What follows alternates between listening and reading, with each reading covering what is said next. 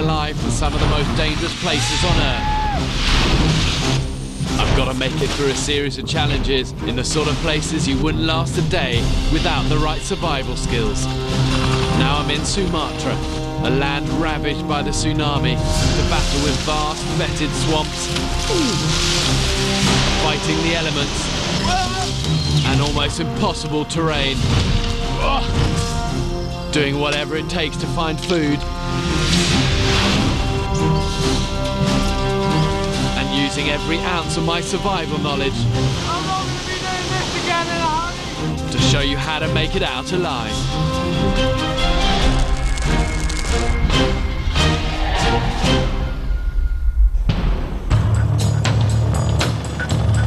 Come off the western coast of Sumatra, one of the most volcanic regions on Earth. It's known simply as the Ring of Fire. Fearsome black peat swamps dominate this Indonesian coastline, sprawling a staggering 31,000 square miles. This is a place where lethal reptiles rule. Even the Sumatrans fear these deadly swamps, and few dare to venture in. You are stranded out here. Making the right decisions is critical. Make a bad call and you're dead. There's no way the pilot can land here, so my only option is to use a technique that is both fast and dangerous. Fast roping like this is a technique in the special forces, and the way of getting soldiers down onto the ground is the fast way. It's about a 50-foot drop, and it requires you hold your nerve. And you've got no protection. All you've got is your hands holding on.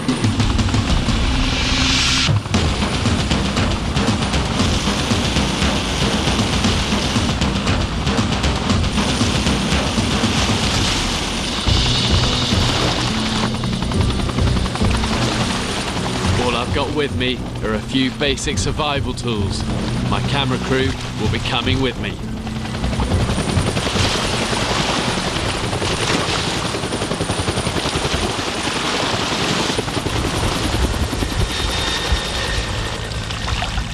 Suddenly it is very, very quiet here. And this whole place just looks like it's dead and rotten. And it smells like it too. In December 2004, the most devastating tsunami ever recorded smashed into the western coast of Sumatra. 3-metre high wave, 10-foot high wave would have raced through this. And this is why this place is all dead and rotting. A tower of seawater rushed inland for over a mile, destroying everything in its path. If you don't believe me that everything here is rotting, watch that. Under my feet is a tangle of twisted logs and branches. Making progress in this is gonna be torturous. This is real leg breaker terrain. And if that happens out here, no one would hear you scream. My challenge is to get through this hell and then head east and inland towards higher ground and the jungle. But that means going deeper into the swamp. I've reached vegetation, but now I'm hemmed in by this pandanus reed. It's twice the height of me, packed tight together, and with leaves as sharp as a butcher's knife. All of this here is just called black swamp. And you can see why it's called this. Look at the colour of the water. Absolutely black. And that's just from all the vegetation that's rotting. You know, look at all this. It's like the sewer of the jungle. You know, all the dregs are draining through this place. If you cover just 300 foot in an hour through the stinking stuff, you're doing well. The suction is something else. It's like wading through wet cement, and then suddenly I'm up to my neck in fetid water. Trying to get my footing on this stuff. It suddenly like drops away really deep. The humidity makes it even tougher. It's a punishing 90%. You can lose 2 litres of water in an hour, and not a drop of this disease-ridden stuff is drinkable. And you know, it is pretty easy just to panic in a place like this, just because it is claustrophobic. You know, you're completely hemmed in by all of this stuff. But you just need to keep calm and take your time. I'm working backwards, using my body weight to push through the reeds.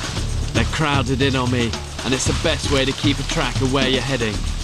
What's hard in here is just trying to maintain your direction and not go round and round in circles.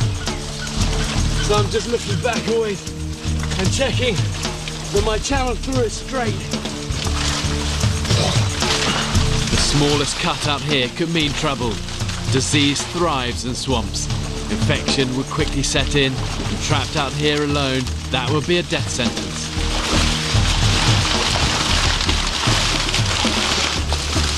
There's precious little to eat, so grab any opportunity you can.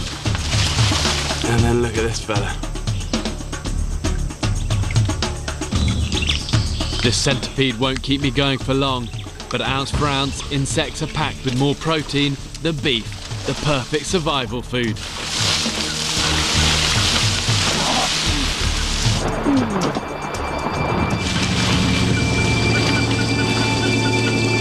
These swamps crawl with danger. The most fearsome is the estuarine crocodile. There are said to be thousands around here. 17-foot monsters which lie in wait with just their eyes above the waterline. They attack with devastating speed and power. I wouldn't stand a chance. But what I don't like about this is that if I see one so slow just in this deep mud, yeah, it's just sucking at my legs. Crocs might like it, but I do not. I'd be easy prey stuck in this mud. Crocs can swim at 18 miles an hour and bite with an awesome pressure of about 3,000 pounds per square inch. Only last year, 2 people were grabbed while washing clothes by the river. One was never found. The other was discovered decomposing under a log a week later. Crocs like to let flesh rot before returning to the carcass. But it's not just crocs I'm worried about. This swamp teems with over 60 species of reptiles. The guy I'm after has a vicious bite. It's a lizard. If it gets hold of me, it won't let go.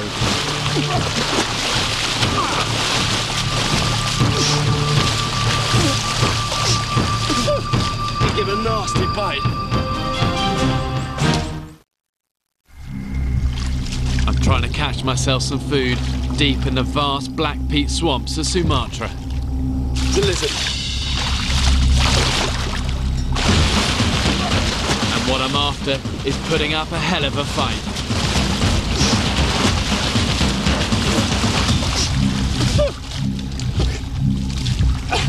I've got him. That's a monitor lizard.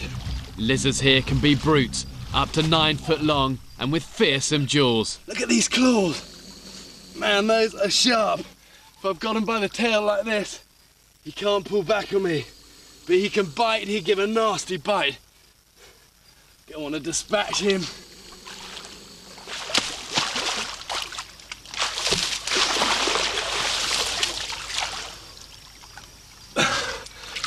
And yeah, that's him. There, just make sure.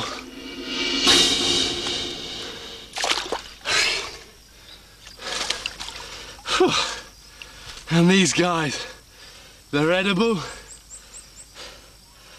Probably pretty tough. But edible. That's the result.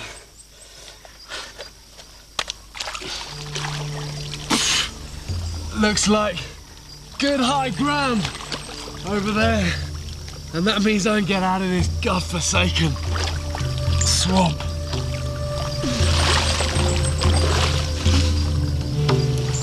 But this place is just riddled with dangers. Crocs, snakes, torrential downpours, and some of the most remote jungles on Earth. This is also tiger territory. They're the stealthiest of killers, and they're also nocturnal hunters.